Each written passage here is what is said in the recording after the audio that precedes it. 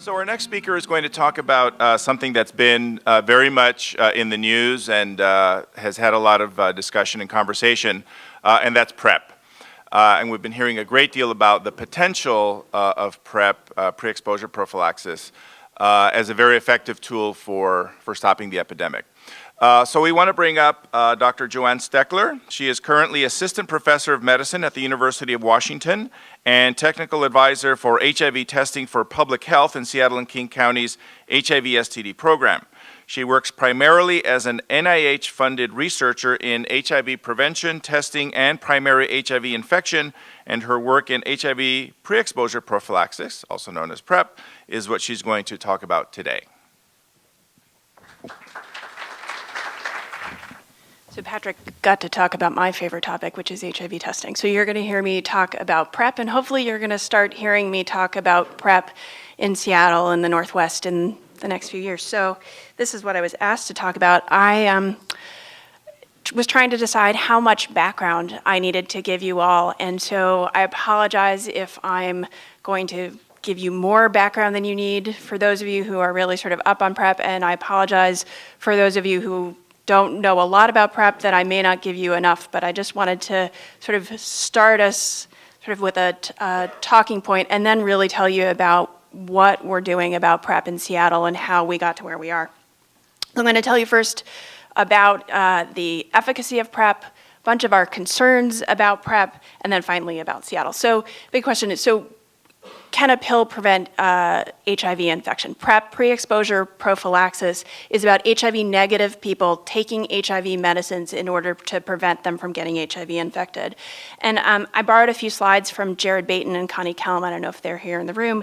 But these are the summary of the 3 trials that have shown that PrEP works.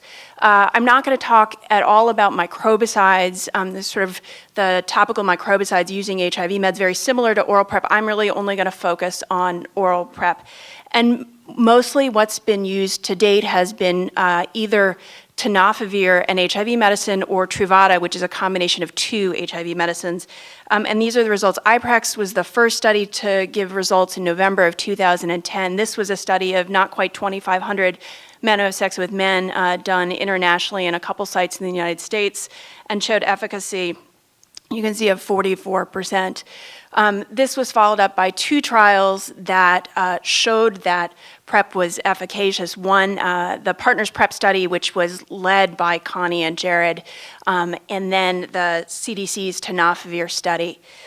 Those had efficacy rates of preventing HIV infection in the 60 to 70% range. But we all know that, well, if you've been paying attention to this field, that not all of the studies, the randomized control studies, had similar impacts. And so there were, in addition, what's added on these slides in blue are the 2 studies that either got stopped early or didn't show efficacy. Those were the FemPrep study, that was a study of PrEP in women, and then the VOICE trial, which was led by Jeannie Marazzo here at the University of Washington. It was sort of heartbreaking that one arm, the microbicide arm, got stopped early, and then another oral arm got stopped early, and finally she reported at CROI this year that there was no efficacy of Truvada in that group.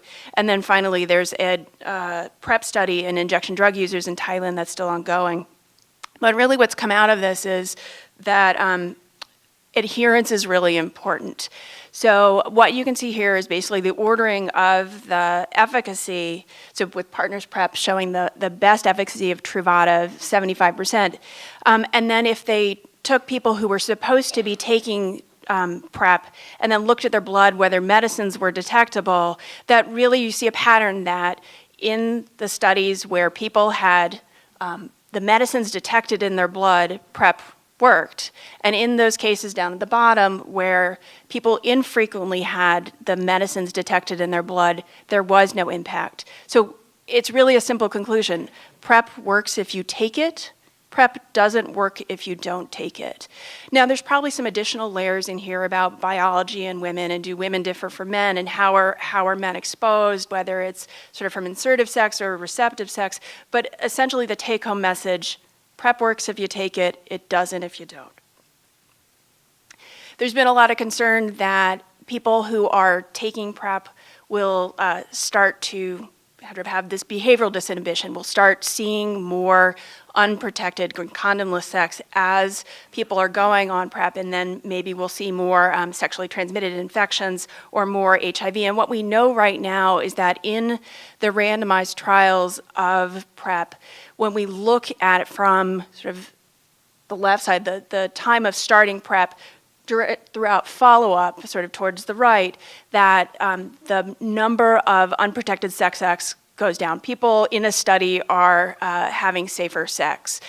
The key that what we know right now is that there's no difference among those who are taking PrEP versus those who are taking placebo, but of course people didn't know they were taking an active medicine that worked in these trials. And what we're starting to see now is sort of concerns that people who know that they're on PrEP, who know that they're on an active medicine that works, that they will start to replace safer sex behaviors with PrEP. People have admitted in surveys that they're likely to do this, and it's our responsibility to try and mitigate that and encourage condom use and other safer behaviors.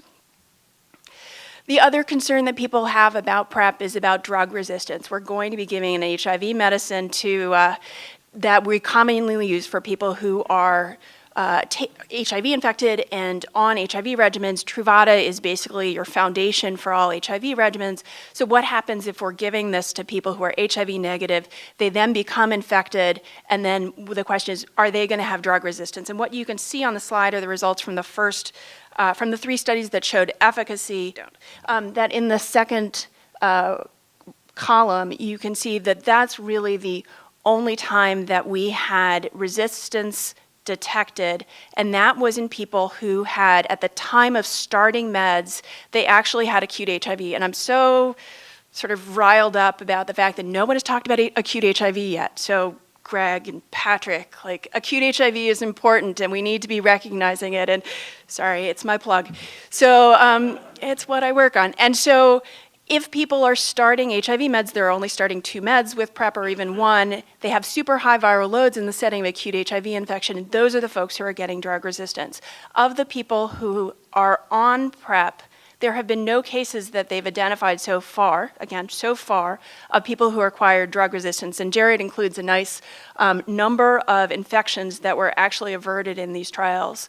So the relative balance, we will see some drug resistance associated PrEP. It's going to happen. It's just the question of, is the relative balance of preventing infections greater than this worry about drug resistance? We have a lot of worry about PrEP. And this is just a nice slide to illustrate the fact that what we're probably going to see are the people who are going to be non-adherent, who aren't going to take their PrEP, they're not going to get drug resistance. The people who are taking it perfectly aren't going to get drug resistance because they're not going to get infected. It's the people who are in the middle ground of sort of being semi-adherent who are likely to get some drug exposure but still get HIV infected. And these, as we move forward with PrEP programs, we really need to be focusing on adherence again. So in the last few years, the studies, again, first started coming out in 2010 and 2011. The FDA last summer approved the use of Truvada as PrEP. And then the CDC has put out 2 nice guidances for PrEP, use of PrEP. Is that a word? Guidelines, recommendations. Yeah. For men who have sex with men and PrEP use in heterosexuals. But the question is sort of what's happened since then? So there are these randomized controlled trials. The CDC and other places have funded sort of spotty demonstration projects. We don't have one here. The question is, how do we get PrEP to high-risk guys here in Seattle? And sort of we have similar results from Elizabeth's survey, the Pride survey, and another survey we just did that Greg showed earlier, that our men who have sex with men have awareness of PrEP in sort of the 20 to 40% range, and many fewer are actually using PEP or NPEP also. What we currently have are, we have a couple providers in the community who see a lot of HIV negative men and see also HIV positive men, and they feel totally comfortable for their insured patients in providing. So my understanding is that we sort of have probably about 10 to 20 insured men who are getting it through insurance. But we don't have a lot of other resources. What I'm showing you here is for the next PrEP study. This is an ACTU study that we're plugged, still enrolling both men and women and transgender men and women in a study of PrEP. But again, sort of we're looking for about 10 men, 10 women, but that's not going to answer the problem of how can we make PrEP into an effective tool for HIV prevention for the folks who are most at risk. We have a lot of questions. So, we know that people don't really know about it right now. So one of the things we have to do is try to increase demand. And as we think about increasing demand, the questions are, how do we get it to the people who are most at risk? It's only really, PrEP is quite expensive. It's about $10,000 for a year, so it's only cost effective if we can get it to the highest risk folks who are most at risk of getting HIV.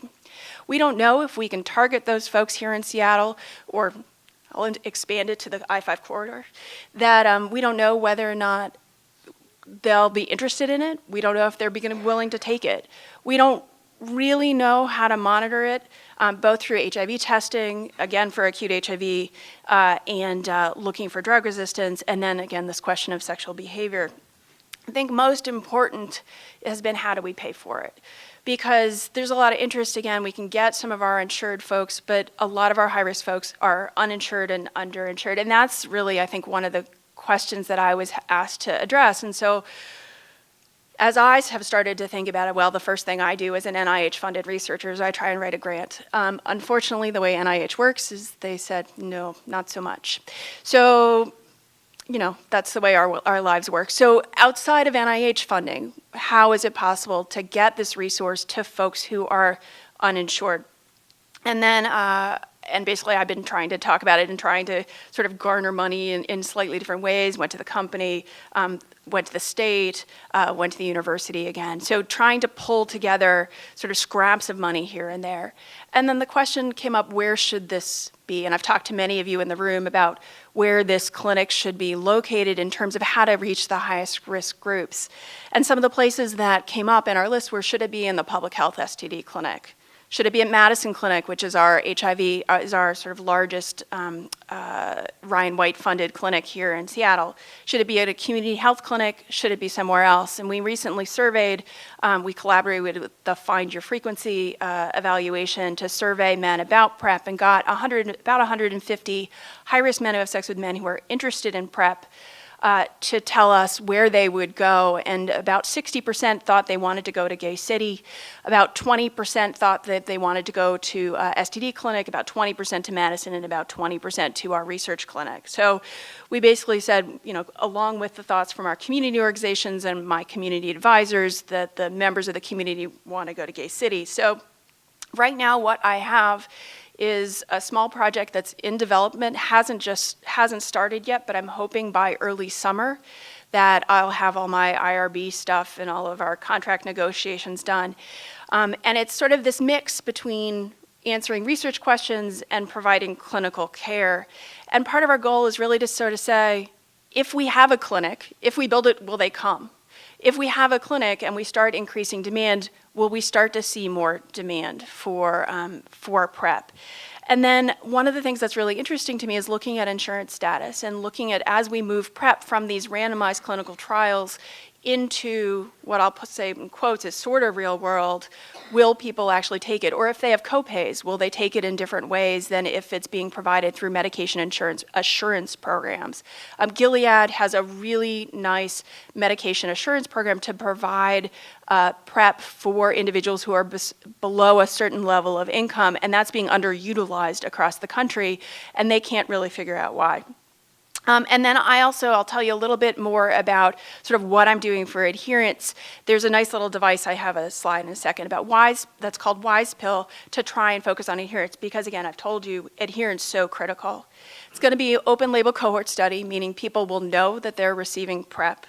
I'm going to look primarily for high-risk men who have sex with men, but it's also going to provide a resource for men and women who are in heterosexual discordant couples, acknowledging that those folks are at higher risk and that there's no other resource for them.